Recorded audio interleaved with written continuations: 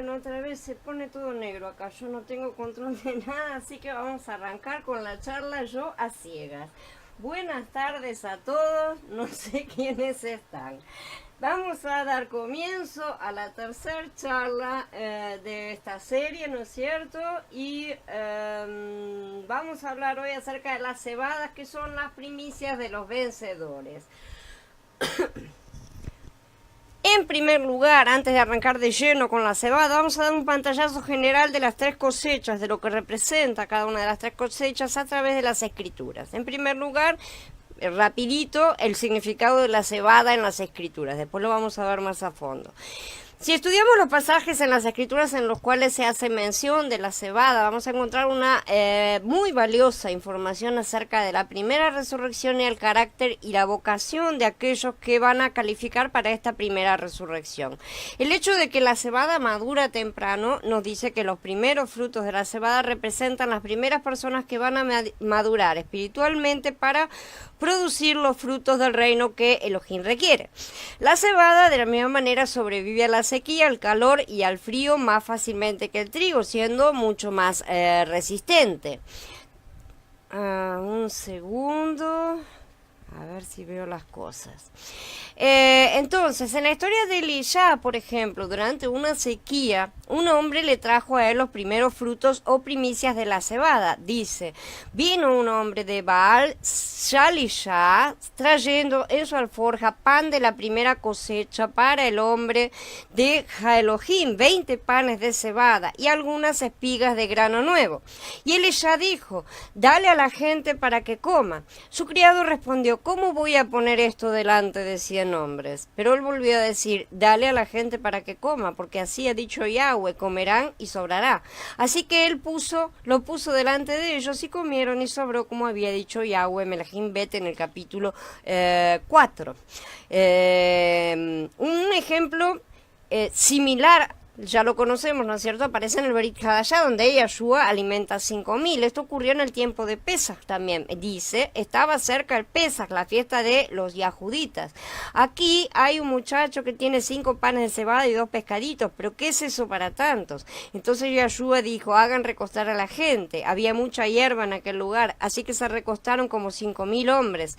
Entonces Yahshua tomó los panes y después de dar gracias los repartió entre los que estaban recostados. De igual manera repartió de los pescados cuanto quisieran. Cuando se saciaron, les dijo a sus discípulos, recojan los pedazos que han sobrado para que no se pierda nada.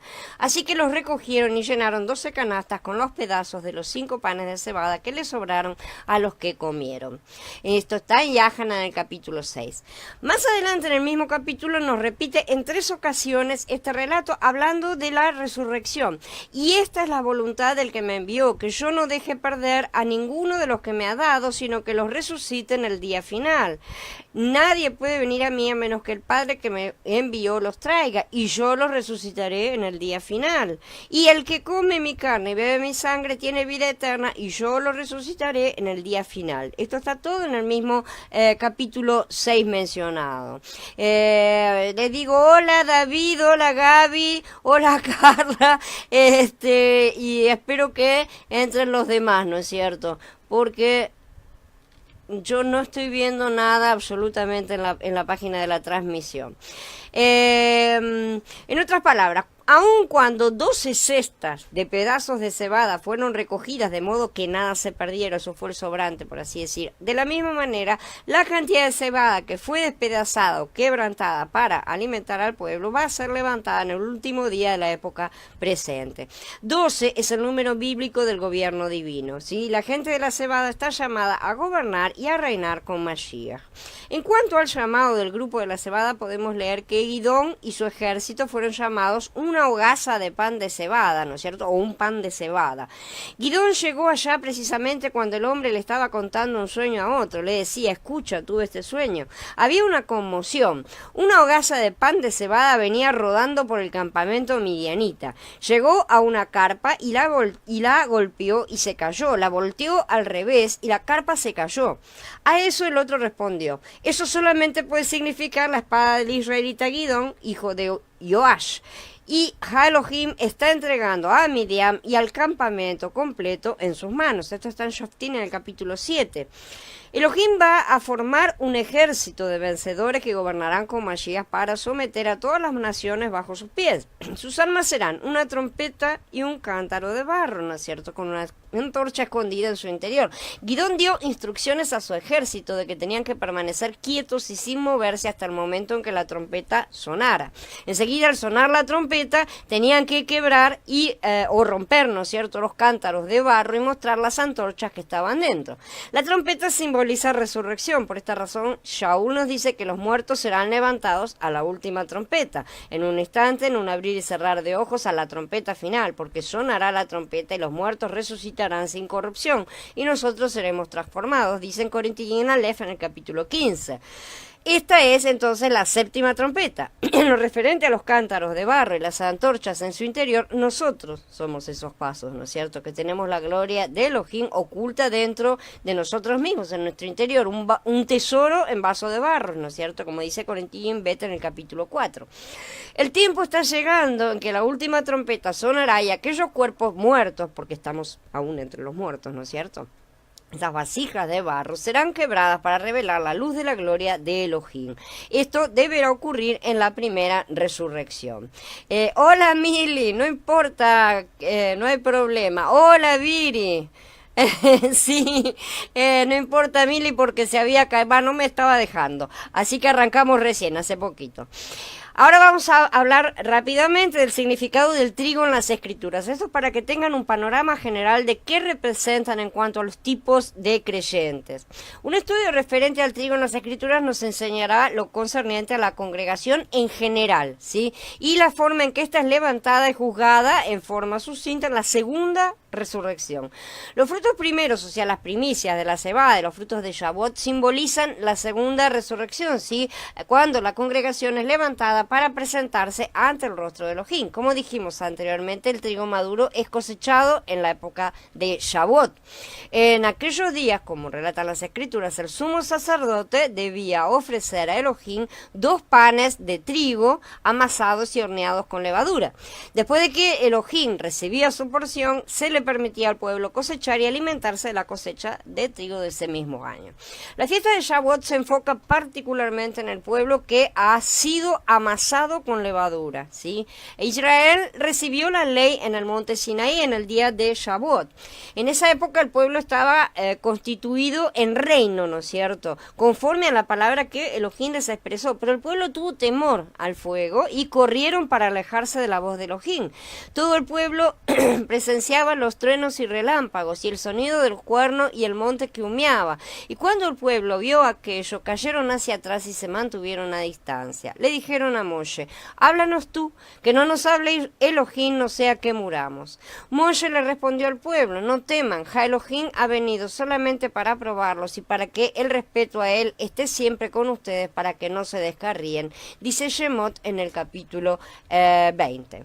El pueblo entonces fue cubierto con levadura y no querían entrar dentro del fuego de Elohim para cocinar esa levadura. Esa es la forma de detener el proceso de fermentación realmente. Por eso estos panes son cocidos, ¿no? De esa manera se detiene el proceso de fermentación. De esa manera, al haberse negado ellos, Shavuot no fue establecido en los días de Moshe. En el segundo capítulo de Hechos, ¿no es cierto?, leemos que Shavuot fue finalmente realizado porque los discípulos no corrieron para alejarse de Elohim, sino que dejaron que el fuego los envolviera. Pero aún así, el problema básico continúa, o sea, el tiempo pentecostal todavía fue cubierto o amasado con levadura, porque esa es la característica de Shavuot, ¿sí? Y la congregación en general ha seguido el ejemplo de Israel bajo la autoridad de Moshe, rehusándose a oír la voz de Elohim y alejándose espantadamente, ¿no es cierto?, de su fuego.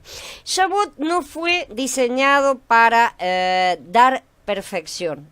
Esto es una condición sin el efecto de la levadura. Shavuot nos da solamente una promesa del Ruach, un anticipo, un lugar de en lugar de una realización completa. No es la realización plena todavía de las cosas. Es la garantía, ¿no es cierto? Shavuot es eso.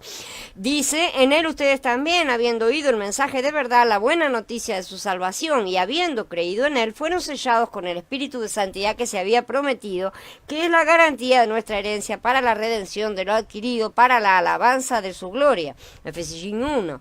Y en Corintiín Bet 1 dice que Elohim es también quien nos ha sellado y ha puesto como garantía el espíritu en nuestros corazones. Pues el que nos preparó para esto es Elohim, quien nos ha dado el anticipo del Espíritu. También en Corintiín Bet, pero en el capítulo 5. O sea, Shaul dijo varias veces que lo que habíamos recibido era el Ruach en garantía y no en plenitud. Como consecuencia de esto, en el presente, nosotros vivimos en una época de trigo mezclado con levadura, ¿sí? Estamos en la época de transición, pero todavía estamos dentro del periodo de Shavuot. Nosotros nacimos dentro de Pentecostés, ¿sí? Es una época de un reino imperfecto, realmente, de sacerdotes que carecen de la abundancia o de la plenitud por medio de la cual podrían realmente conducir al reino a la perfección completa. Eso sucederá en la próxima era, la próxima etapa. Si hay algo que hemos aprendido en la época pentecostal de Shavuot es que nosotros no podemos heredar el reino perfecto, no en esta era, ¿sí? En base a una simple prima o garantía del Ruach, ¿sí? A pesar de que tenemos esa garantía, todavía no hemos llegado al momento correcto. Solamente aquellos con la plenitud del Ruach pueden plenamente heredar la promesa. Esto desde luego es bastante frustrante para el grupo de la cebada, ¿no es cierto? Que vive de cualquier manera en la época pentecostal. Entendamos, el trigo y la cebada como tipos de individuales, ¿no es cierto? Como tipos de creyentes, conviven al mismo tiempo y la cebada tiene que esperar siempre ¿cierto? De la cebada y del trigo al mismo tiempo, pero esto debe esperar hasta que todos los del grupo hayan nacido y lleguen a la madurez completa. Esta situación es representada en tipología por Caleb y Yahoshua en los días de Israel en el desierto, ¿no es cierto? Estos dos hombres fueron como el grupo de la cebada en medio del grupo del trigo. El resto de la congregación era el grupo del trigo, ¿sí? Que es conocida como la congregación en el desierto. Ellos querían realmente cruzar el Jardín y insistieron mucho contra los otros que habían traído informes negativos, ¿no es cierto? Querían entrar enseguida en su herencia, pero debido a que la mayoría se rehusó a entrar, Caleb y Yahoshua tuvieron que andar errantes, caminando sin objetivo durante el resto de los 40 años, o sea, 38 años más, con el resto de la congregación en el desierto. Esta situación difícilmente podía tener buenos resultados, pero Elohim trabajó en los dos casos a nivel individual y también a nivel colectivo. Puede ciertamente manifestarse el carácter de la cebada en el corazón de individuos como estos, ¿no es cierto? Pero ni siquiera ellos podían entrar en la tierra prometida hasta que llegara el tiempo señalado. Por muy preparados, muy dispuestos que estuvieran, por así decir, ¿no es cierto? Vemos a veces algunos que son espiritualmente más avanzados y sin embargo también ellos deben esperar al tiempo señalado, el tiempo determinado por Yahweh. En el Brit Hadashah, la congregación de Shavuot, ¿no es cierto? En Pentecostés, hemos visto repetirse exactamente el mismo modelo, ¿no es cierto? Las personas del reino en el Brit Hadashah han andado como vagabundos en la época, ¿no es cierto? Han andado como vagabundos en un desierto por espacio de 40 jubileos, ¿sí? Y es decir, 40 por 49 por 50, ¿no es cierto? Los 2000 años. Aunque los Caleb y los Yahoshua de esta época, de la presente época, o sea, la cebada en medio de todo este trigo, han visto la tierra prometida y habrían podido cruzar el Jardín hace mucho para entrar en su herencia, ¿no es cierto? Esto les fue negado hasta el tiempo señalado, porque el resto no estaba pronto y tampoco había llegado el momento justo. ¿Sí? Muchos de estos vencedores murieron ya sin haber heredado la promesa, como los patriarcas, lo mismo que se dice de los patriarcas. Sin embargo, Elohim los levantará de la muerte al sonido de la séptima trompeta para que puedan entrar vivos en su heredad, en su herencia, junto con aquellos del grupo de la cebada que estén vivos en aquel día. Tal vez el más significativo pasaje del Tanaj, que concuerda con lo referente a la cosecha del trigo, se encuentra en el relato de la coronación de Shaul como primer rey de Israel, que vamos a también estudiarlo más a fondo más adelante. El pueblo había pedido un rey antes de que David naciera, así que Elohim les dio a Shaul para que funcionara como rey de ellos por ese tiempo. El reino fue renovado de esa manera, ¿no es cierto? Pero fue un reino mezclado con levadura, ¿sí? Shaul fue coronado en el día de Shavuot, por lo que él mismo, él mismo lo dijo en su discurso, ¿no es cierto?, que pronunció, el discurso que pronunció Shemuel. Esto lo vamos a estudiar más a fondo en un próximo post. Y esto dio a entender que se trataba del día en que los 2 panes de trigo serán ofrecidos a Elohim, ¿no es cierto?, señalando el comienzo de la recolección del trigo. Por eso se dice que Shaul es un tipo muy claro de pentecostal. Entonces Shaul fue para Israel lo que la congregación ha sido en el tiempo del Berit Hadashah, ¿no es cierto? Shaul empezó haciendo lo que era correcto, pero en el segundo año de su reinado, él desobedeció a Elohim y como consecuencia fue descalificado para gobernar a Israel. No obstante, Elohim le permitió continuar gobernando por otros 38 años y medio. Esto siguió la norma de Israel precisamente bajo la dirección de Moshe, ¿no es cierto? Hay que recordar que bajo el mandato de Moshe, el pueblo se negó entonces a cruzar el Jardín, ¿no es cierto?, también en el segundo año, y como consecuencia Elohim hizo que la nación deambulara por el desierto por otros 38 años y medio aproximadamente, hasta completar los 40 años del castigo. En el Berit Hadashah los acontecimientos sucedieron de igual forma una vez más. En Shavuot la congregación tuvo un excelente comienzo, ¿no es cierto?, pero el pueblo, representado por sus gobernantes, ¿no es cierto?, en el Sanedrín, se negó a obedecer a Elohim y se negaron a entrar, ¿sí? El punto focal se dio cuando Esteban fue apedreado, esto está en Maaseh en capítulo 7, así de esta manera se completó la parte de Caleb y a Joshua, ¿no es cierto?, cuando ellos hablaban al pueblo para que cruzara el Jardín para entrar a la tierra prometida, el pueblo allá en aquel momento estuvo a punto de apedrear a Caleb y a Joshua, pero aquí realmente apedrearon a Esteban. Este hecho constituyó la resistencia equivalente a oponerse a cruzar el Jardín, ¿sí? Exactamente lo mismo. Pero bueno, en la época del Berit Hadashah, resultando de esto que una vez más fueron condenados a deambular por el desierto, esta vez por 40 jubileos. Esta interpretación es corroborada también por el significado del nombre Esteban, ¿no es cierto? En griego, Estefanos quiere decir corona.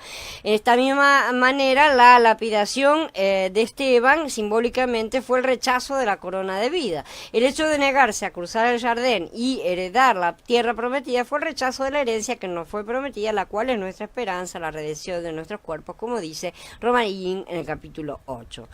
Y así esta época pasada ha sido la época del gobierno de Saúl, ¿no es cierto? La época de, lo diferencio, lo voy a llamar Saúl, a pesar de que su nombre era Shaul también, para diferenciarlo de Shaul el apóstol, ¿sí? Porque si no se nos hace lío. Entonces el rey Saúl ha sido llamada, esta época en la que hemos pasado es la época del rey Saúl, por así decir, ¿no? La época del trigo mezclado con levadura. Y esto lo vamos a entender mejor cuando lo estudiemos más a fondo, porque es característico y muy representativo de toda la etapa pentecostal justamente. El reino en realidad fue establecido en Shavuot, como se lee en el segundo capítulo de Maaseh, ¿no es cierto? Pero este no fue un reino perfecto, caracterizado por el gobierno davídico, ¿no es cierto? Todavía estamos esperando a rey David, ¿no es cierto? Al contrario, este fue un reino imperfecto, lleno de levadura, como lo ha demostrado la historia, y simbolizado por el reinado de Saúl en el Tanaj. Como en los días de Saúl y de David, la nación tuvo que esperar al final del reinado de Saúl antes de que empezara el reino davídico realmente. Esta es la época de la congregación, la recolección del trigo. Aquellos que pertenecían a la cosecha de la cebada, como Caleb y a Joshua, tendrán que esperar la total integración de la época del tiempo de la congregación antes de que puedan heredar la primera resurrección. El mensaje de Esteban, con referencia al reino, que ya dijimos está más en el capítulo 7, fue rechazado cuando él expresó al sumo sacerdote la urgencia o la necesidad de seguir a Yahshua, ¿no es cierto? O sea, Yahoshua también, ¿no es cierto? Exactamente, Yahoshua es un tipo de Yahshua, para cruzar el Jardín. ¿Sí? De esta forma fuimos sentenciados a deambular como vagabundos por el desierto nuevamente. Como podemos ver, siempre existe un elemento de juicio alrededor de la fiesta de Shavuot. ¿Sí? No es la perfección aún, no es el tiempo perfecto.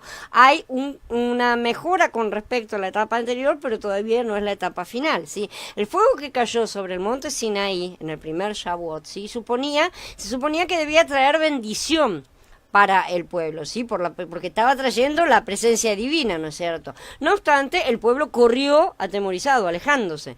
Ellos se aterrorizaron ante la idea de escuchar su voz y así se privaron de tener la presencia divina.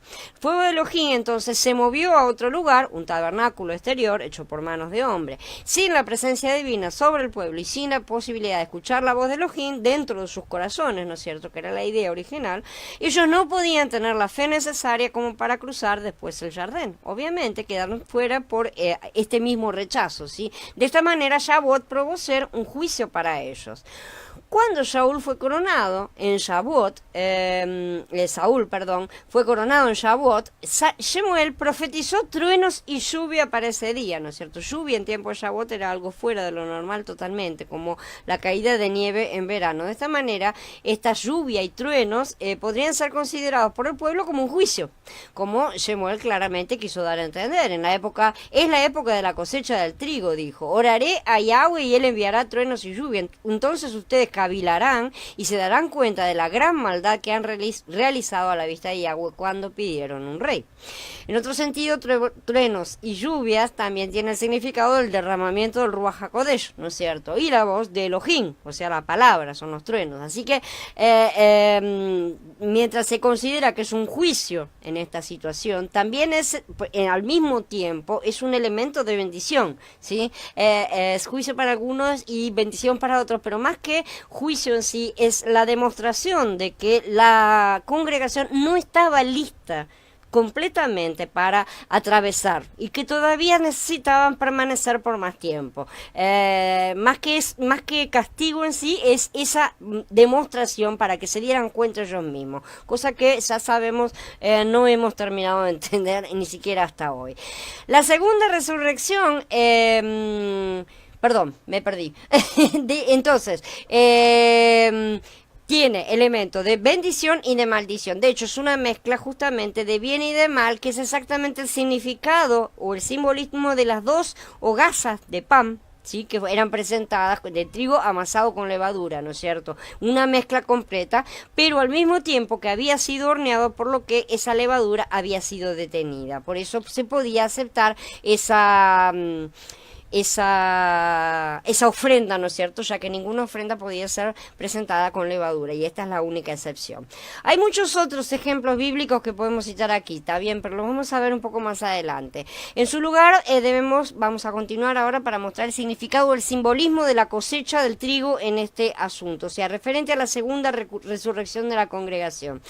La segunda resurrección parece ser desde luego una bendición muy grande para todos los creyentes que no fueron levantados o resucitados en la primera resurrección, ¿no es cierto? Sin embargo, debido a que todos los creyentes han sido amasados o mezclados con levadura, existe aquí también un elemento de juicio nuevamente, que llega al mismo tiempo. Si Shaul nos habla de este juicio y dice, si la obra de alguien se quema, él sufrirá pérdida, pero él mismo se salvará, aunque apenas como por fuego.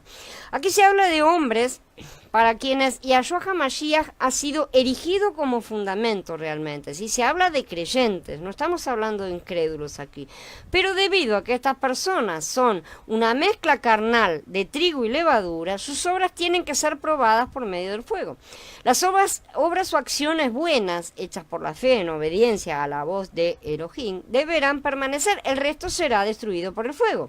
El pan deberá ser cocido al horno para detener el efecto de la levadura. Esto es el juicio realmente, pero el propósito del fuego no es destruir al creyente carnal, sino purificarlo, en la misma forma como hemos mostrado en capítulos anteriores, ¿no es cierto?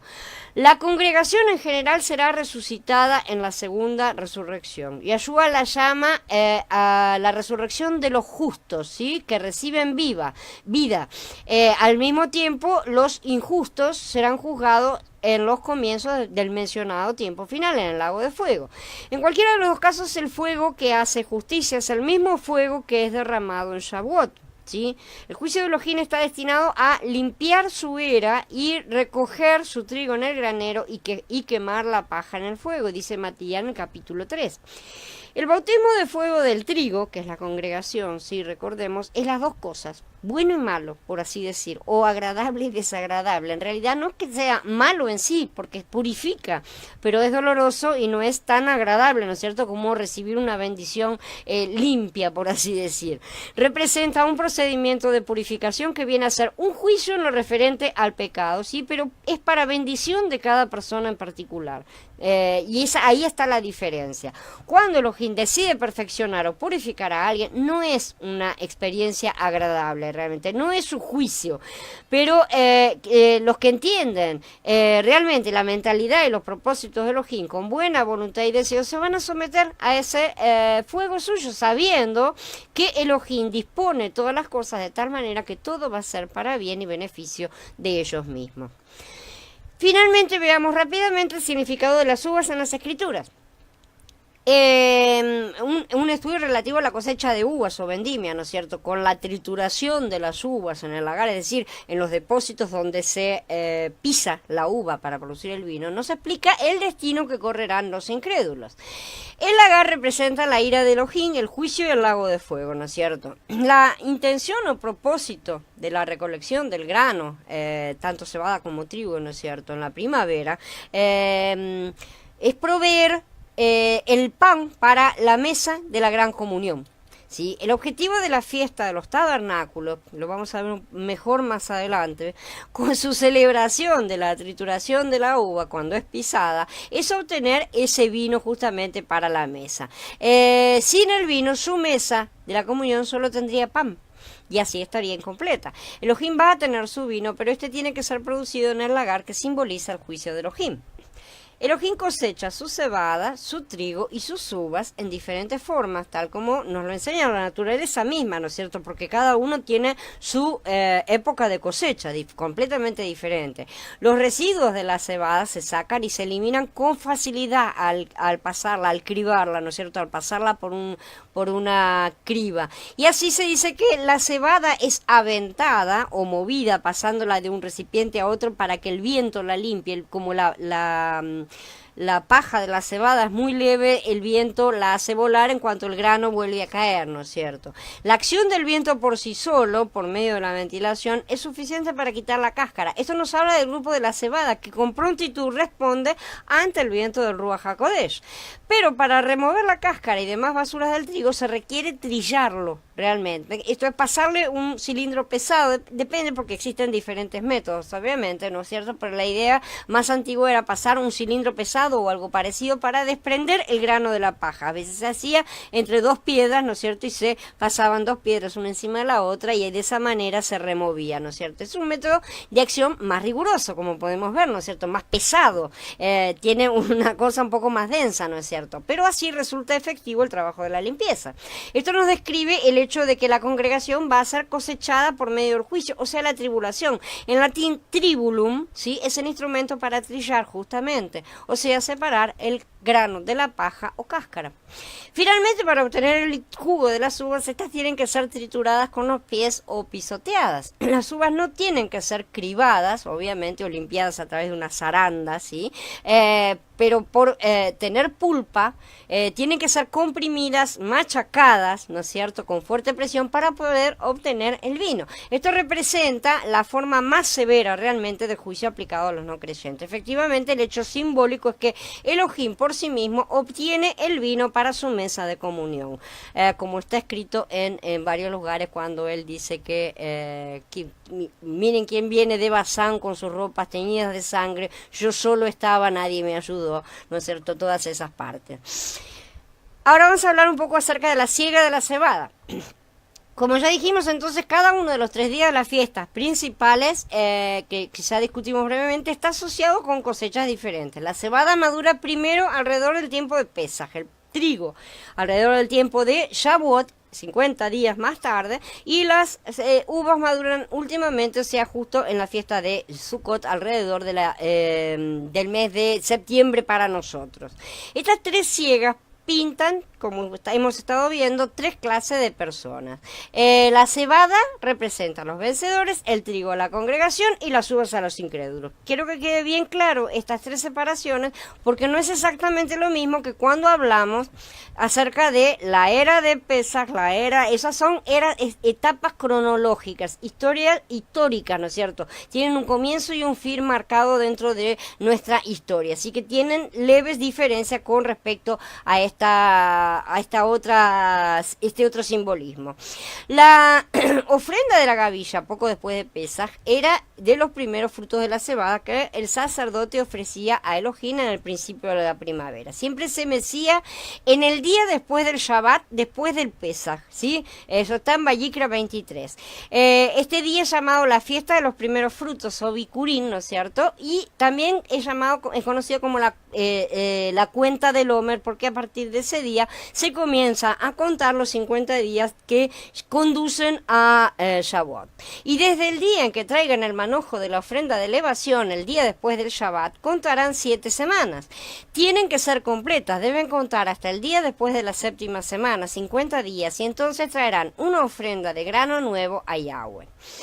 La cebada era entonces la primer cosecha a madurar en la primavera en Canaán y Egipto. De hecho, el mes hebreo Aviv, que es espigas verdes, ya lo hemos visto, tiene la referencia directa a la madurez de la cebada para alrededor de este mes, ¿no es cierto?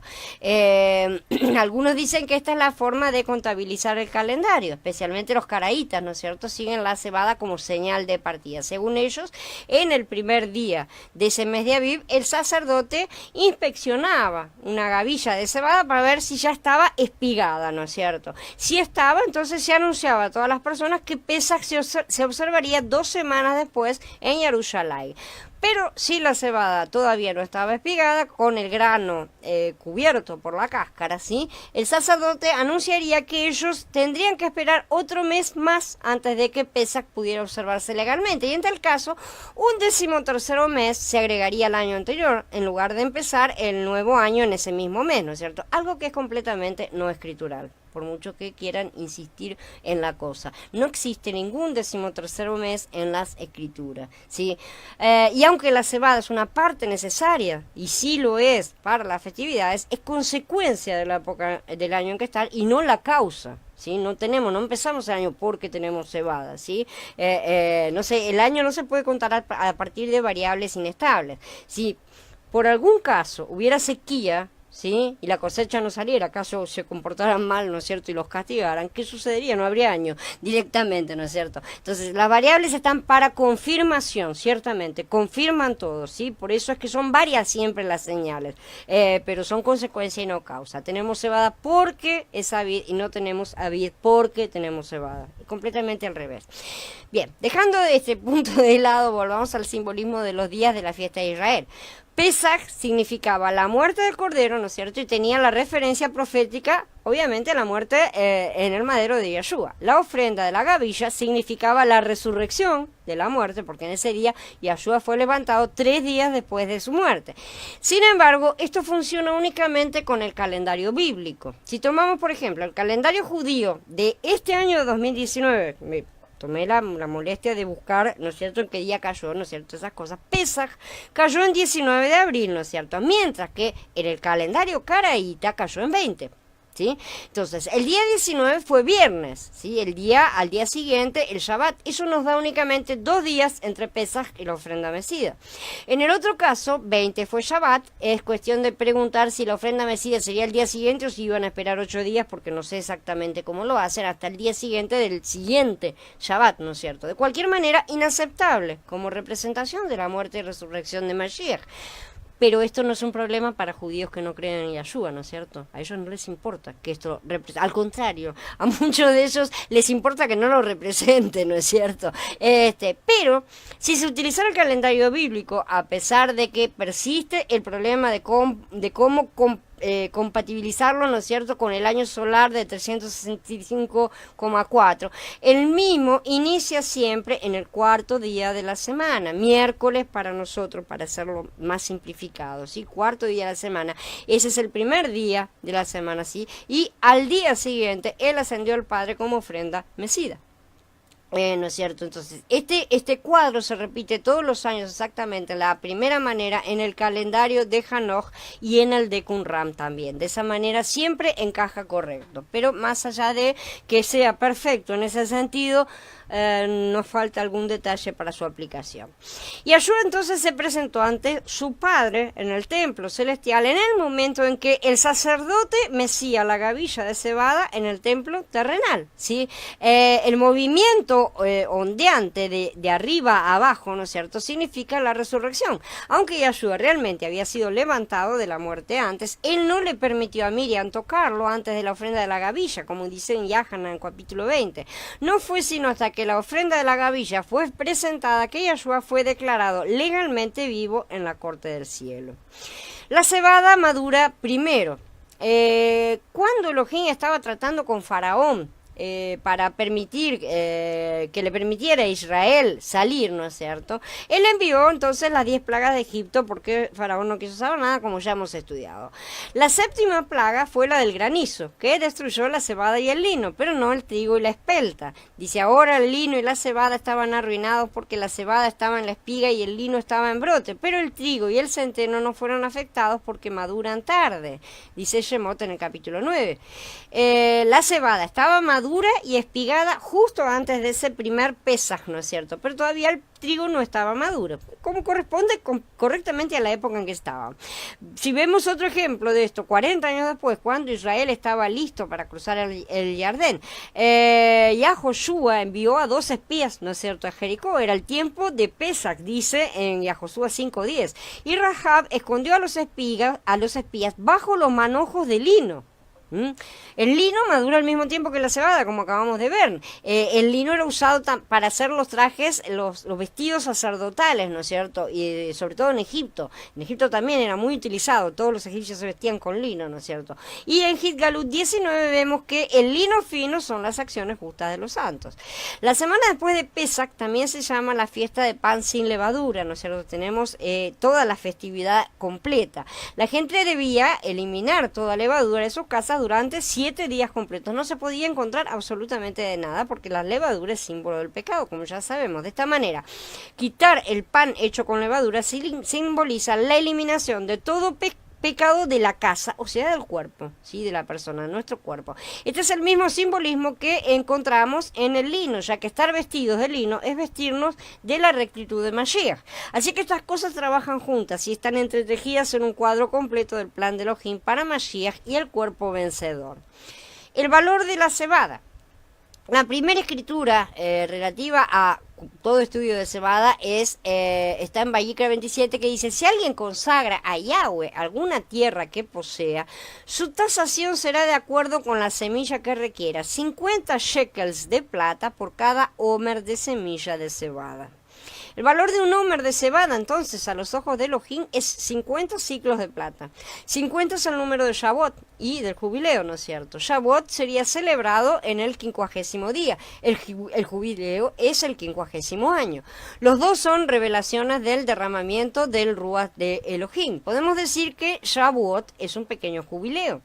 Shavuot es el tiempo cuando la garantía del Ruach fue derramada, como ya hemos mencionado, ¿no es cierto? El jubileo, entonces, significa en sí un derramamiento mayor, es decir, la llenura, el pleroma, dice en griego, ¿no es cierto?, del Ruach, la plenitud. Shaul oró para que todos sean llenos de la plenitud de Elohim, como dice en Efesiim, en el capítulo 3. Así, mientras Shavuot es la garantía de un jubileo, o la promesa de un jubileo, ¿sí?, los dos se describen por el mismo número 50. La cebada es valorada en 50 ciclos de plata, y esto asocia a la cebada con el derramamiento del Ruach, tanto en su garantía como en su plenitud. Esto es consistente con la revelación de los vencedores que logran la primera resurrección, o si ¿sí? Están vivos en el final de la era con su cambio, su transfiguración, ¿no es cierto? También es consistente con la revelación del pan sin levadura de Pesaj, ¿no es cierto? Y el lino blanco madurando al mismo tiempo que se usan los vestidos sacerdotales. La ley de primeros frutos o primicias. Todos estos detalles apuntan al hecho de que la compañía de la cebada, esta parte de la congregación, es la primera en ser levantada de todas las criaturas de Elohim. Por su propia voluntad, Él nos hizo nacer por la palabra de verdad, para que fuéramos como primicias de sus criaturas, dice Jacob Santiago en el capítulo 1. En el libro de Hitgalut somos informados de los 144.000 que cantan una nueva canción delante del trono de Elohim, ¿no es cierto? En Hitgalut 14, estos son llamados primicias para Elohim y para el Cordero.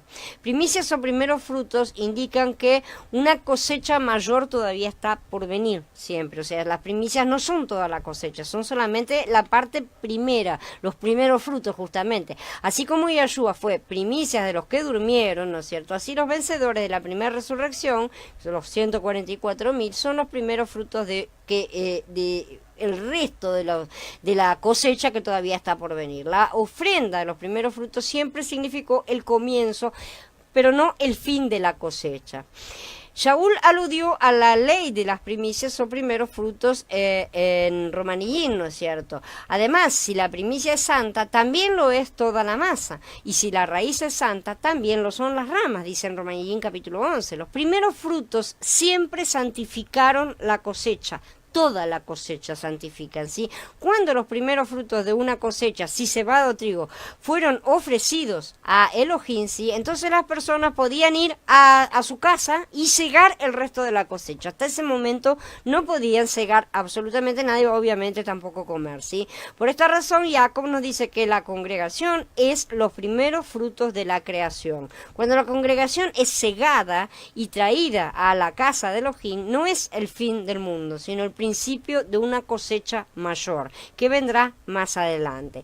De la misma manera, los vencedores son los primeros frutos o primicias de la congregación. Ellos son las primicias de los primeros frutos que dice en Shemot 23, es decir, los primeros frutos de la cebada que fueron ofrecidos enseguida después de la fiesta de Pesaj. Y estos son los que heredan la primera resurrección.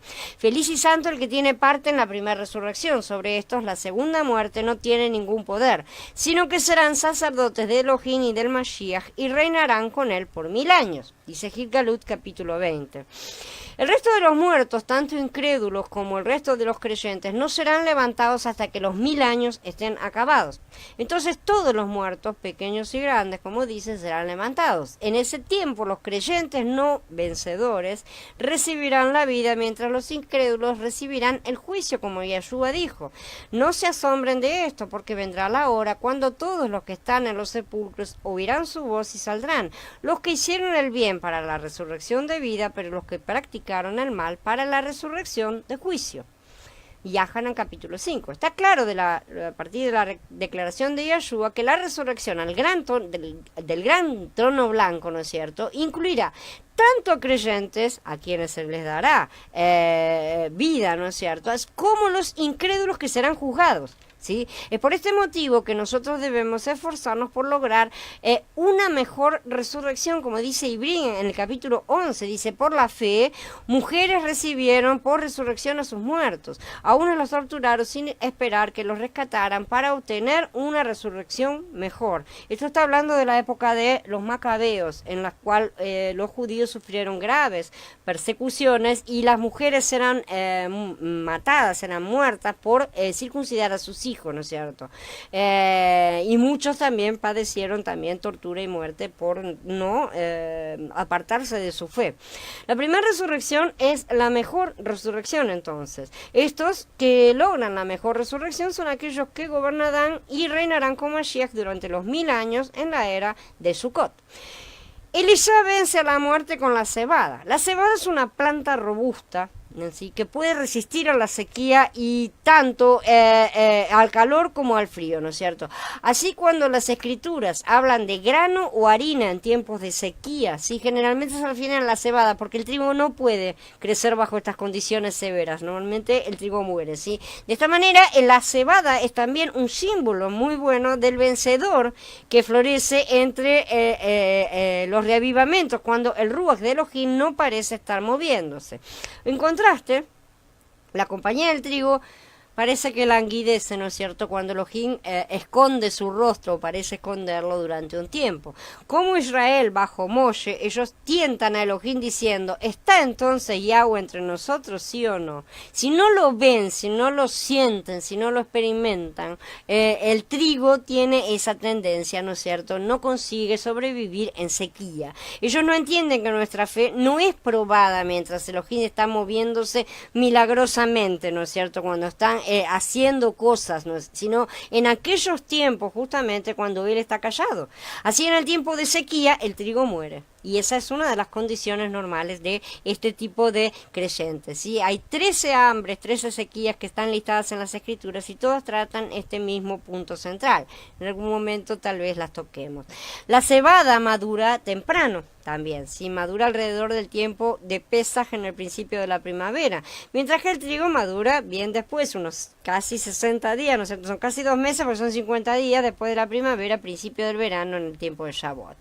La cebada madura mucho antes de las últimas lluvias, mientras que el trigo necesita la última lluvia para madurar. Es el último golpe, digamos, que necesita para madurar perfectamente. De la misma manera, los vencedores entrarán en la madurez y serán cegados por Elohim antes de la lluvia tardía del Ruach HaKodesh, ¿sí? De hecho, los vencedores recibirán la plenitud de su Ruach, la lluvia tardía, y entonces lo repartirán al resto del mundo, incluso a la congregación.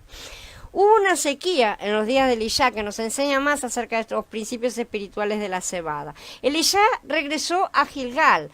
Había hambre en el país y los discípulos de los profetas estaban sentados delante de él. Él le dijo a su criado, pon la olla grande y prepara un guiso para los discípulos de los profetas. Así que uno de ellos salió al campo para recoger hierbas. Halló una vid silvestre y tomó de ellas calabazas silvestres, tantas cuantas pudo contener su falda. Entonces regresó y las rebanó y las echó en la olla del guiso, aunque no sabía lo que eran. Y los sirvieron para que comieran los hombres. Cuando comían del guiso empezaron a gritar, hombre de Elohim, hay muerte en la olla, y no lo pudieron comer. Entonces Elisha dijo, traigan harina, la echó en la olla y dijo, sírvanle a la gente para que coman. Y ya no hubo nada malo en la olla. Esto está en Melahim Bet en el capítulo 4. Después de que acá está citado justamente que dice que había hambre en el país, había sequía entonces. Esto ya está en un tiempo de sequía, por lo tanto la harina que ellos utilizaron debía ser cebada. Indudablemente, porque el trigo no podía haber madurado. De esta manera la cebada fue usada para vencer la muerte. Esto ilustra la resurrección de la muerte, pero la historia no está completa sin leer los siguientes pasuquín. Vino un hombre de Baal Salishá, ¿no es cierto?, trayendo en su forja pan de la primera cosecha, que es la misma que leímos antes, ¿no es cierto? 20 panes de cebada, y ahí viene la reproducción de los panes, ¿no es cierto? Le trajo los primeros panes de cebada, que era la presentación, ¿no es cierto?, de las primicias, y de ahí fueron alimentados todos. Este hombre trajo las primicias de la cebada, que normalmente irían al sacerdote, al templo, pero en esa época no había, ¿no es cierto? Pero, y además, al parecer el sacerdocio estaba corrupto en ese momento. Estamos hablando de una época bastante complicada, ¿no es cierto? En la época posterior a los jueces, entre los jueces, era todo bastante complicado en esa época. Y este hombre probablemente no quiso que se usara su ofrenda para apoyar enseñanzas falsas como muchos sacerdotes practicaban. Así que en ese año era el día de la ofrenda de la gavilla, en el primer día después del Shabbat, después de Pesaj. Muchos años después, Yahshua sería levantado de la muerte en ese día para cumplir ese mismo día de la fiesta. Pero Elisha y los hijos de los profetas lo celebraron convirtiendo la muerte en vida para dar de comer a la multitud. Este es un símbolo de lo que será en Shavuot verdaderamente, en Sukkot verdaderamente, ya en Sukkot, ¿sí? El pan fue multiplicado para que ellos tuvieran hasta sobrantes. Entonces, bueno, esto es más o menos el pantallazo general de todas las cosas que hemos estado viendo para entrar en la primera parte de la cebada, que vamos a continuarlo en el próximo. Yo sigo viendo toda la pantalla negra, no veo a nadie. Espero que Hola Blanca, hola Andrés, hola Jorge, y voy a ver si consigo ver los comentarios, porque acá me los muestra desordenados y no me los muestra. ¿Qué cosa, che? No los veo. No veo los comentarios. Sí. Porque veo acá que, bueno, no sé, dice acá, a ver, Andrés dice, en la primera resurrección son solo 144.000, eso es a todo lo que parece hasta ahora lo que vengo entendiendo y encerrando. Sí, la primera resurrección es la de la cebada y no engancha a nadie más de momento, pero en compensación también no es que todos van a morir como se cree en un apocalipsis, ¿no es cierto? Va a ser levemente diferente de la imagen general que tenemos, un apocalipsis terrible en el cual se destruye todo el planeta, y no va a ser exactamente de esa manera. Va a sobrevivir. La pregunta que muchos nos hemos hecho durante tanto tiempo, ¿no es cierto? ¿Qué va a pasar con las naciones, ¿no es cierto? Va a haber gente, va a sobrevivir gente, y va a sobrevivir gente de la congregación también, no todos van algunos sí, obviamente, va a haber pérdidas de todas las clases, ciertamente, ¿no es cierto? Porque además tenemos que atravesar la tribulación también, y ahí van a caer muchos, lamentablemente. Entonces, de esa manera, bueno, tenemos ese punto también. Pero yo estaba en la duda todavía acerca de las primicias, porque tenemos 2 primicias, pero ahora he terminado de comprender porque las primicias son siempre de la cebada, y a pesar de que tenemos las primicias del trigo que también se entregan de la misma manera, la importancia del trigo es superior a la de la cebada. No se habla de la cosecha de la cebada como la del trigo, ¿no es cierto? No tiene su fiesta. Son como 2 fiestas separadas pero unidas al mismo tiempo por el cordón de la cuenta del Homer, ¿no es cierto? En sí son una misma larga fiesta, por así decir. Y por eso es que están siempre juntos a lo largo de las escrituras, y los vamos a ver más a fondo en los próximos estudios. Van a estar siempre juntos la cebada y el trigo, porque forman parte de los creyentes, ¿sí? Solamente son 2 expresiones de los creyentes, dos formas diferentes, ¿no es cierto?, de 2 tipos diferentes de creyentes, que es otra de las formas que también vimos, que siempre les mencionaba yo, que en las escrituras hay muchos grupos, ¿no es cierto? No me terminaban de quedar en claro cuáles eran o cuál era la diferencia, si todos estaban en una misma cosa o no los tenía muy bien claro. Cada vez lo voy teniendo más en claro, y no quiero decir que ya lo tengo al 100%, porque realmente no lo tengo al 100%, pero se está aclarando muchísimo más el panorama. En la próxima vamos a ver todavía más de la cebada, y vamos a hablar después también del trigo, y más adelante vamos a comenzar a ver un poco de las resurrecciones, justamente porque ¿cómo les puedo decir? Son como enfoques diferentes, ¿no es cierto? Vemos que las eras no son lo mismo que los tipos de las personas, pero a todos nos interesa mucho ver qué es lo que va a pasar con las resurrecciones exactamente, ¿no es cierto? Y todas esas partes, y eso tiene mucho que ver con el tema de los jubileos, y eso lo vamos a ver un poquito más adelante.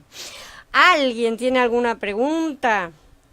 Quisiera ver, pero la verdad es que yo no veo los comentarios.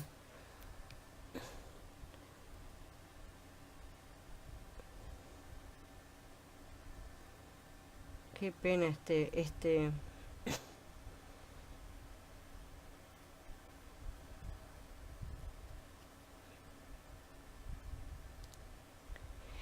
Dice David, no entendí, a ver, ahora me apareció algo, espera. No entendí lo de las uvas en el Sukkot. Las uvas son la tercer cosecha. La tercer cosecha es la vendimia, ¿sí? Y además son los frutos, el resto de los frutos. Pero la parte importante de esa cosecha es la vendimia, es la parte más importante de todas. Y es en ese sentido que se cosecha, se vendimian las uvas, y las uvas individualmente representan a los incrédulos, ¿sí? Por eso son los que son pisados en el lagar de la ira de Yahweh y todo lo demás, que lo vamos a ver más a fondo más adelante. Ahora les di un pantallazo general para que vayan más o menos entendiendo así, en grosso modo, ¿no es cierto? Las uvas no van a estar en la era de Sukkot. Son tres cosas diferentes, como son dos cosas diferentes, ¿no es cierto? No hay que olvidar, por ejemplo, que tenemos la era de Pesaj, que va de Moshe a Yahshua, de Yahshua a ahora, donde vamos a entrar en la era de Sukkot, ¿no es cierto? Tenemos la era de Shavuot o Pentecostés, ¿no es cierto? Entonces, pero dentro de cada una de estas tenemos tipos de trigo y tipos de cebada, o sea, tipos de creyentes, y también hay uvas. Tenemos trigo, o sea, los creyentes generales, tenemos la cebada, que son los creyentes más dedicados o más acelerados, por así decir, y tenemos uvas, que son los incrédulos. En las tres, ¿no es cierto? Vamos a tener de las tres cosas. Entonces, en ese sentido, están todos repetidos, ¿sí? No, ay, esperen, se me van las preguntas, se me van y no las veo. Hola Eduardo, Dani, ¿me podrías nombrar las 7 fiestas con los nombres hebreos? Son Bikurim, Pesach, Hag HaMatzot, Shavuot, Sukkot, ¿qué me está faltando? Yom Kippur, me está faltando una. No me las acuerdo en orden, ¿está? No me acuerdo, me está faltando una. No me doy cuenta.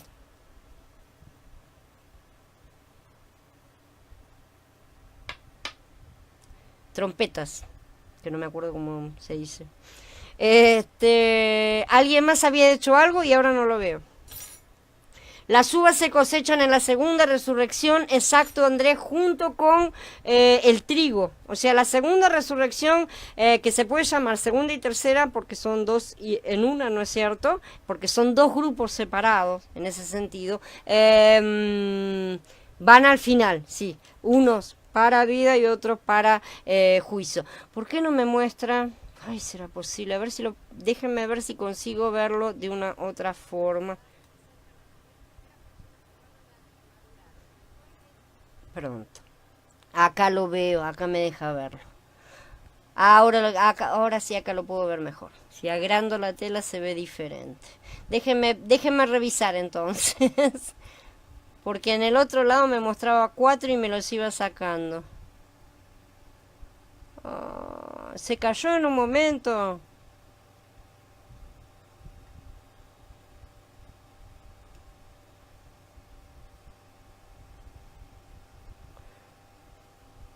A ver, Mili dice, falta cebada, los que no niegan a Mashiach que dan su vida por él porque son los que...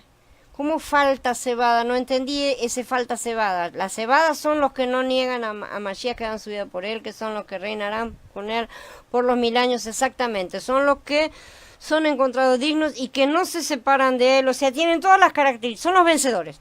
¿Está? Así. Son los mejores, por así decirlo, ¿no es cierto? Son ese grupo que todo el mundo quiere pertenecer. Hola, Maidali. John Terúa, gracias, Gaby, sí, esa trompeta.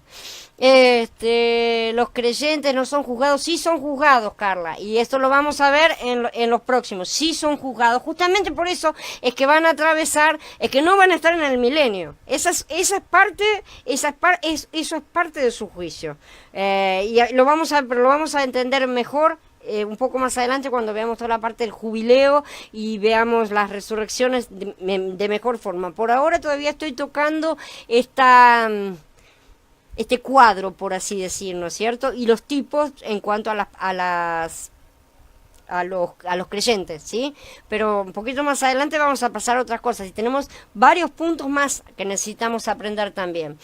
Realmente yo quisiera también darles más cosas, no sé, porque realmente es muchísimo este material, pero es mucho, y hay cosas que no vamos a verlas todavía todas ahora. Gracias a ustedes. ¿Alguien más tiene alguna pregunta? Lamento que haya sido tan accidentada esta charla, pero bueno, ¿qué le vamos a hacer?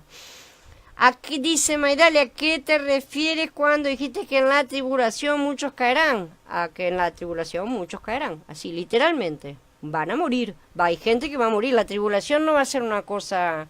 existen persecuciones, existen todas las cosas que están mencionadas, van a suceder. La iglesia va a atravesar, la congregación va a atravesar la tribulación. Y muchos van a caer, no van a ser todos guardados. ¿Qué es lo que está escrito en Gilgalud? Dice que ahí vienen, ahí están debajo del altar están las almas de los que salieron de la tribulación, los que no aceptaron la marca de la bestia y bla, bla, bla. Entonces son personas que murieron en la tribulación. Así que eso es literalmente lo que van a caer pero van a caer físicamente, no es que van a caer de la gracia, nada por el estilo, van a caer físicamente, que no se entienda lo otro, a lo mejor a eso te estás refiriendo, Maidale. No es que van a caer de tropezar, ni de caer de la gracia, ni nada por el estilo. Eso lo estudiamos otro día, Carla. Es todo un tema también. La marca de la bestia es todo un tema, ¿sí? Después te paso un post porque es un tema larguísimo que no se responde en una frase tampoco. Se habla de muchas cosas, pero la marca en sí no es algo... la marca no es algo así de simple, a pesar de que pueda llegar a estar de cualquier manera el chip siendo utilizado, siendo implementado, y muchos creerán que realmente esa es la marca. Sin embargo, para el mundo espiritual esa no es realmente la marca. Es un estudio totalmente aparte y muy grande. Las almas de los decapitados porque no aceptaron la marca de la bestia, exactamente, esos vienen de la gran tribulación. Entonces son esos también los que estaba mencionando, ¿no es cierto? Los muertos de Mashiach resucitarán primero cebada o trigo o son de otro grupo. Tendría que releerlo a la luz de todo esto, ese pasuk, a ver de quién está hablando exactamente. Pero los muertos en Mashiach son todos. Así que sospecho que está hablando de... no sé, tendría que mirarlo bien, Mili, verlo en el contexto y como reinicié tengo cerrado el programa en este momento, no lo tengo y demora en abrir. Lo voy a mirar y después te respondo. ¿Alguien más tiene alguna pregunta? Yo sé que tienen millones de preguntas y no se preocupen, yo también las tengo. En cierta forma, tengo bastantes preguntas todavía. Pero se va aclarando todo realmente de a poco.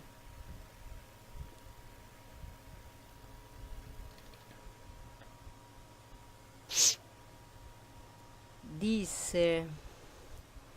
No es que los creyentes corren peligro de que les corten la cabeza y... Porque eso dice, porque dice las almas de los decapitados. No entiendo cuál es la pregunta. Y... No entiendo cuál es la pregunta. Sí, está. Y no es que corren peligro. No corremos peligro. Si nos cortan la cabeza, nos cortan la cabeza. ¿Qué le vamos a hacer? Es una parte que va a haber que atravesar en la tribulación, por así decir. Y sí va a haber decapitaciones, pero como está escrito, pero no entiendo que viene la pregunta exactamente, Carla. No, Javier, los 144.000 no son judíos, porque son de las 12 tribus. Por lo tanto, una sola es la tribu de Yahudá. Así que no son todos judíos con esa palabra que hoy tiene una mala aplicación completamente, ¿no es cierto? Porque nos trae una connotación en la cabeza que dice, Israel, el de allá, ¿no es cierto? Todo ahí, y lo concentra todo en una nación que actualmente no representa a Israel justamente porque no los representa en su totalidad. Y si decimos que Efraín son las tribus perdidas, ¿no es cierto? Y todas las ovejas perdidas que están volviendo a casa, evidentemente vamos a tener muchos que no son literal o no son judíos dentro de la comprensión que la palabra nos trae a la cabeza, ¿no es cierto? Como te estoy diciendo, Javier, estás hablando, te estás expresando en estos términos que hemos manejado de forma equivocada. Si creemos en Mashiach, hemos sido injertados y ya no hay gentiles.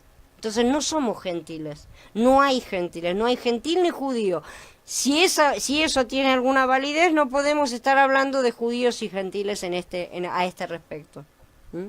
Esa es la cosa de los 144.000. No son judíos, de lo que estamos hablando hoy es el judaísmo. Además de que el judaísmo, hoy, en la actualidad, el judaísmo, el judío que responde a esta palabra judío, no cree en Mashiach. Entonces no puede estar ahí. Y si cree en Mashiach, automáticamente deja de ser judío dentro del concepto que es este judaísmo hoy. Es complicado, ¿no es cierto? Porque las palabras nos implican cosas en la cabeza que son confusas y son conflictivas entre sí. Pero esa es la realidad que estamos atravesando verdaderamente, tratando de limpiar todas las cosas.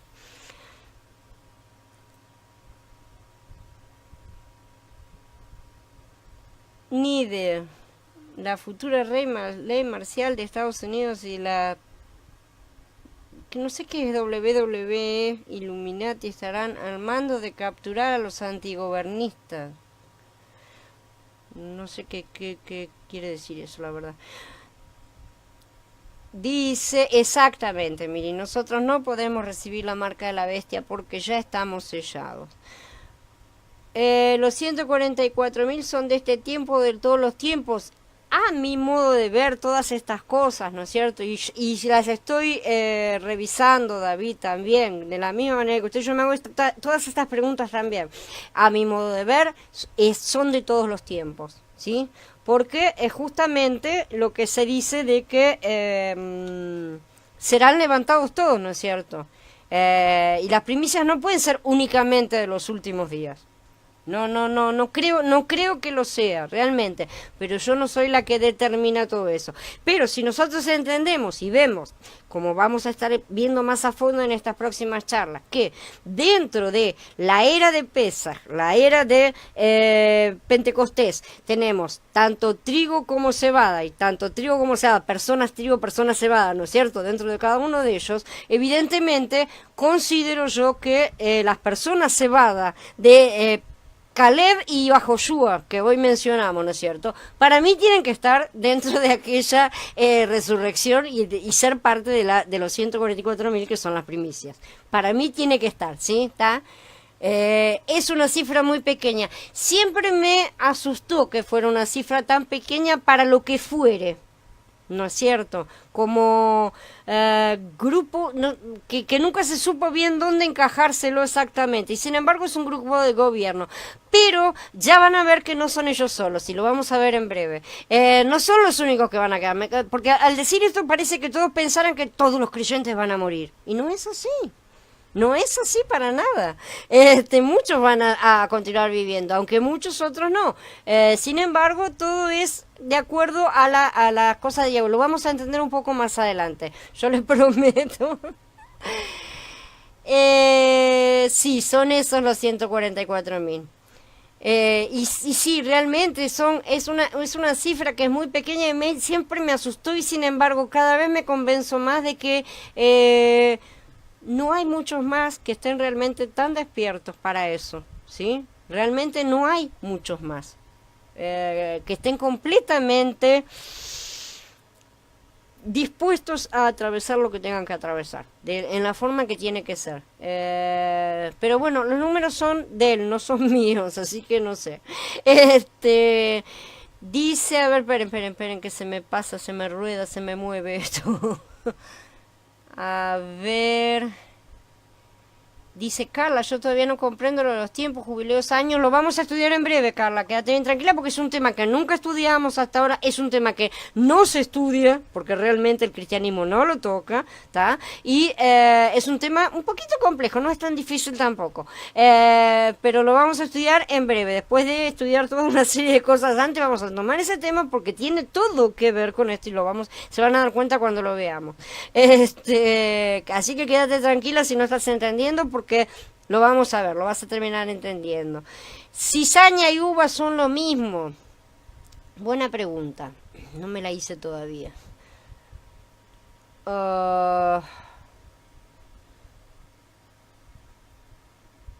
Lo voy a analizar, Mili, también. Buenas preguntas.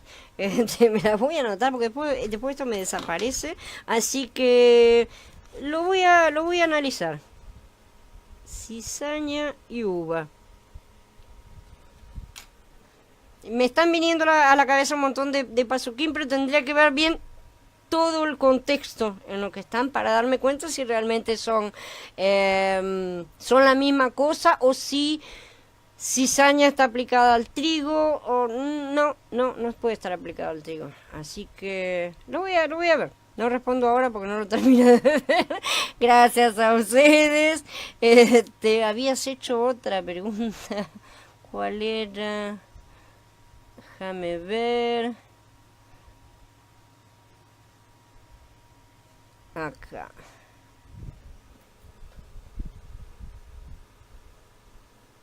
Pronto. Bueno, ¿alguien más tiene alguna pregunta? En los 144, dice Javier, son lo más selecto del planeta Tierra que han salido del sistema babilónico del nuevo orden mundial y si habrá una prueba que lo demuestre y si su sello celestial será visible. Sí. Sí. Dice Viri, yo no entendí esto.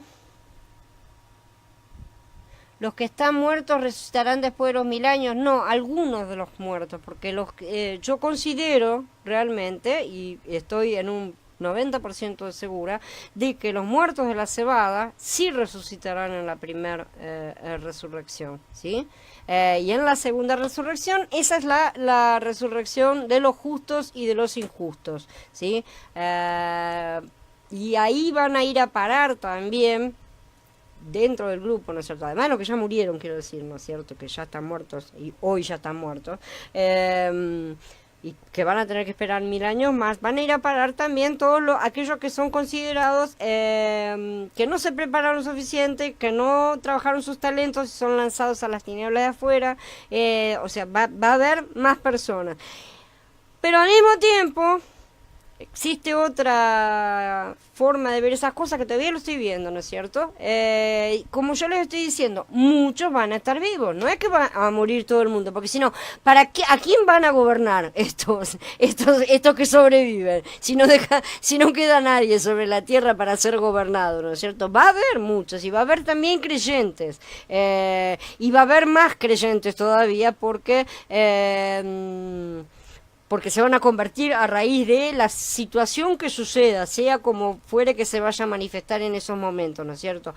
Pero van a ver después también que va a haber también justamente estos creyentes en la tierra que van a estar siendo capacitados por este otro grupo. Este otro grupo va a ejercer sacerdocio en el intermedio, ¿se entiende? Entre el cielo y la tierra, porque al tener cuerpos, al haber recibido la primicia total, ser las primicias, van a recibir el primer premio verdaderamente, ¿no es cierto? Van a recibir los cuerpos nuevos.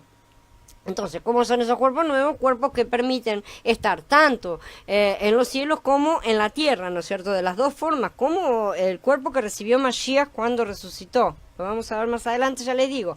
De esa forma, ellos van a ser una especie de intermediarios, nos van a estar aquí, porque también 144.000, como el mismo Andrés dijo, son pocos, ¿no es cierto? Acá va a haber muchos más, y este tiempo del milenio es un tiempo de perfeccionamiento, ¿sí? De perfeccionamiento para todos, tanto para los santos de la cebada, que van a estar perfeccionándose en cuanto a ejercer realmente lo que están llamados a ejercer, ¿sí? El sacerdocio y el reinado, como para los que están en la tierra para perfeccionarse para el momento final, ¿no es cierto?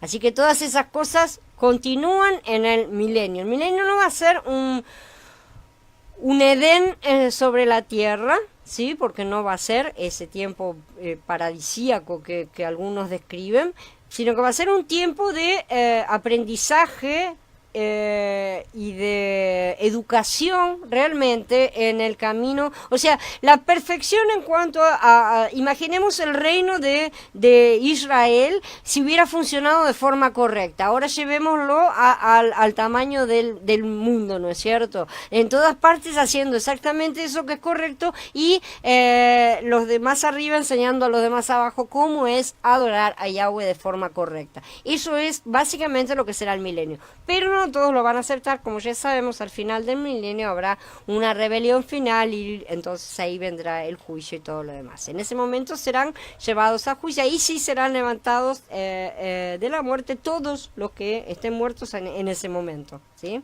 Los que estén vivos irán de forma directa.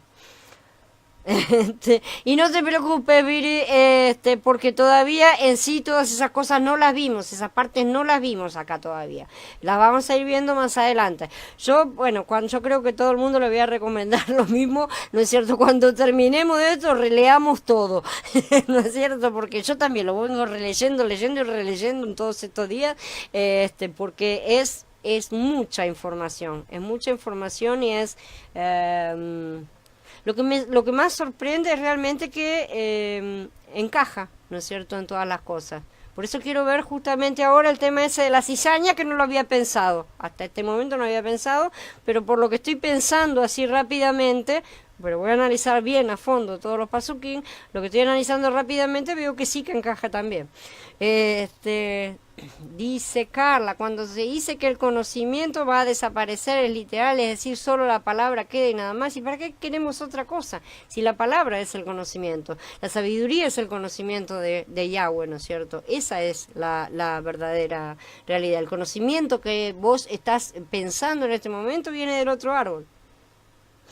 O sea, todas esas cosas de saber, cosas de estudiar, de aprender, todo eso va a venir de otro lado y además ni siquiera es correcto, ¿está? Porque todo lo que los hombres puedan decir, nosotros estudiamos de las cosas y todo lo demás, no es como Yahweh lo enseñaría, no es como Yahweh lo describiría, no es como, ni siquiera como lo ha creado exactamente, porque si realmente supiéramos, tendríamos la capacidad de reproducirlo correctamente y no hacer cometer tantos errores como comete la ciencia, ¿verdad?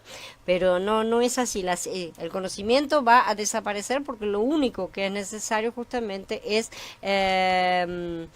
que su ley se grabe en nuestros corazones y que sepamos todo porque nadie va a necesitar preguntarle al otro. Esa es la base de toda sabiduría. Gracias a ustedes.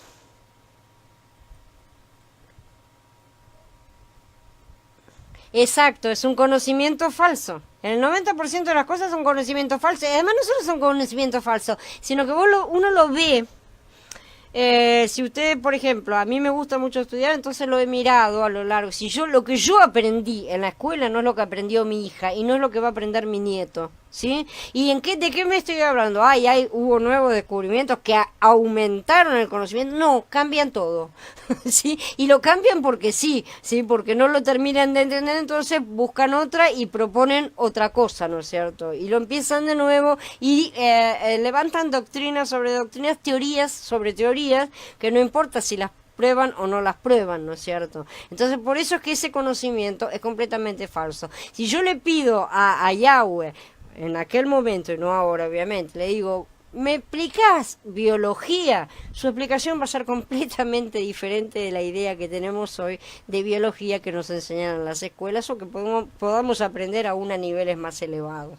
Esa es la diferencia entre el conocimiento que tiene este plano, ¿no es cierto?, este sistema del conocimiento que Yahweh da. El conocimiento que Yahweh da es el conocimiento de Yahweh mismo. Y fuera de él no necesitas otra cosa, no la necesitamos. Entonces, durante los 1000 años va a haber gente en la Tierra, por supuesto que va a haber.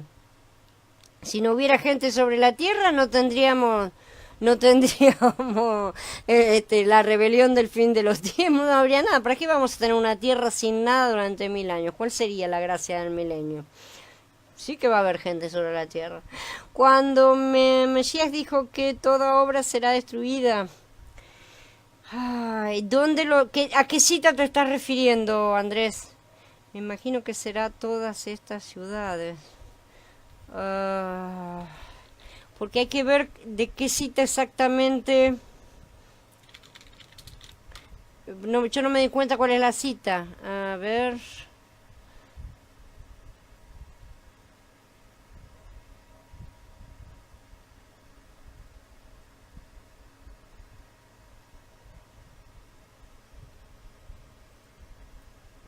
No me di cuenta.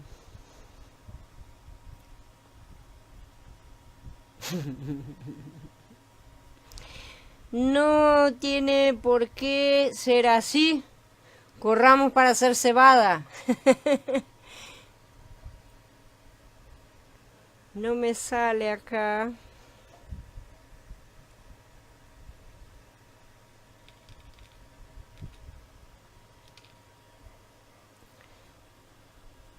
Bueno, dale, dale, dale, porque yo no estoy encontrando nada, que es medio vago así y no lo estoy encontrando acá tampoco. ¿Alguien más tiene alguna pregunta?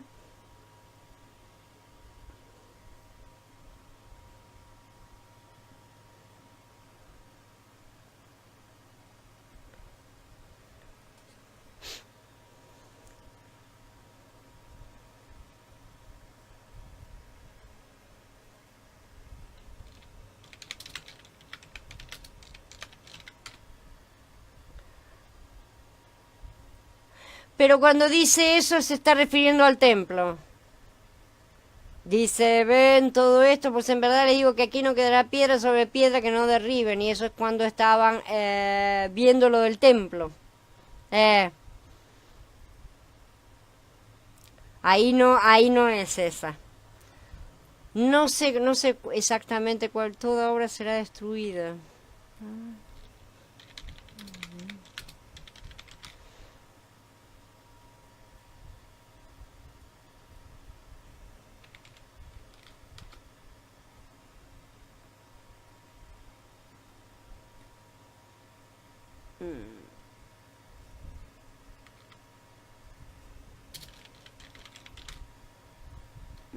La verdad es que no me aparece así en la búsqueda.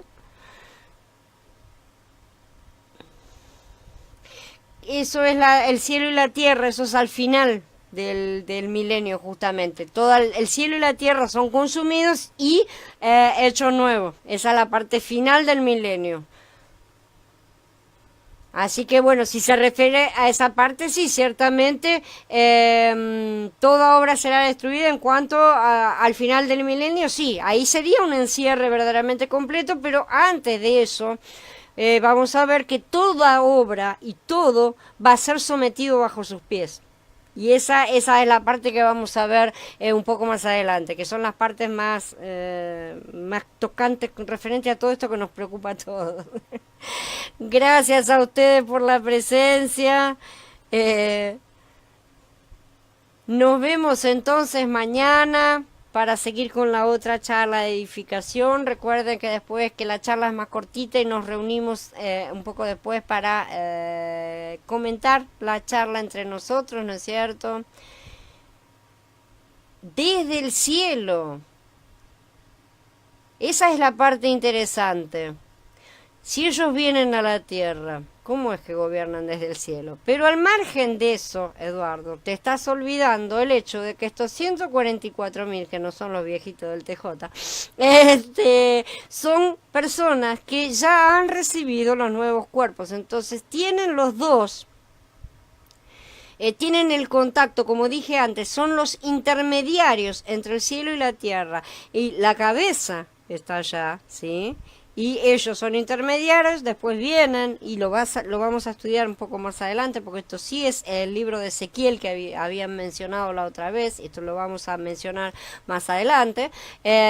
Son el resto de los sacerdotes que no han clasificado, no han calificado para estar como completos intermediarios, pero sí todavía van a estar vivos. Esto lo vamos a ver. Lo único que vale es el conocimiento de lo alto. Exactamente, Mili. Exactamente. Entonces, en cierta medida, Eduardo, gobierna, sí, el gobierno de Yahshua, siempre, el gobierno de Yahweh viene siempre desde el cielo, viene del cielo a la tierra, pero ahora se restablece la conexión directa, por así decirlo, la más directa por el momento, porque todavía abajo hay sectores de conexión medio falla, ¿no es cierto? Que van a ser lo que van a tener que aprender justamente, aquellos que van a ser ministrados y a quienes van a ser enseñados, ¿no es cierto? Aquellos que van a ser gobernados con vara de hierro, según lo que está escrito, ¿no es cierto? Entonces esas personas no están totalmente, no están plenamente calificadas, no tienen los cuerpos restaurados completos, no tienen toda la capacidad de estar en conexión y van a tener que estar de acuerdo en conexión con los intermediarios, ¿no es cierto? Esa es la cosa que vamos a tener en ese sentido, ¿sí? Pero no es la idea de nos vamos todos al cielo, como sí, como enseña el cristianismo, sí, que no es esa la cuestión, porque la cuestión de Yahweh no es que nos vayamos todos al cielo, sino Él establecer su reino en la tierra, es recuperar la tierra que fue perdida. Esa es la intención verdadera de Yahweh. No nos quiere venir a buscar para llevarnos a otro lado. Ahora que la recuperé, la tiramos. No es esa la idea. La termina de recuperar y después, bueno, cuando se genere Él va a hacer todo nuevo, porque ya lo dijo, después del final se hace cielo nuevo y tierra nueva, y ahí ya viene una nueva etapa de la cual prácticamente nada sabemos, porque no hay nada prácticamente escrito acerca de lo que sucederá después de eso. Pero ahí ya es cuando baja la nueva Jerusalén, y fíjate vos que la nueva Jerusalén baja a la tierra, ¿sí? Y está en contra, y es una ciudad completamente celestial. Sus habitantes están justamente entre esos dos planos con un contacto completo, ¿no es cierto? Ahí ya van a estar todos, porque ya no va a haber nada de la vieja creación, así que todos los que estén ahí van a estar en perfecto contacto, y lo que tenemos ahí en ese momento, ya después de en la eternidad, ¿no es cierto? U octavo milenio, o lo que sea que vaya a venir exactamente, ahí ya tenemos una cosa un poco diferente, ¿no es cierto? El gobierno va a estar sobre la tierra y va a ser plenamente lo que debería haber sido originalmente con Adán, ¿no es cierto? Esa es la idea. Bueno, si nadie más tiene preguntas, no sé.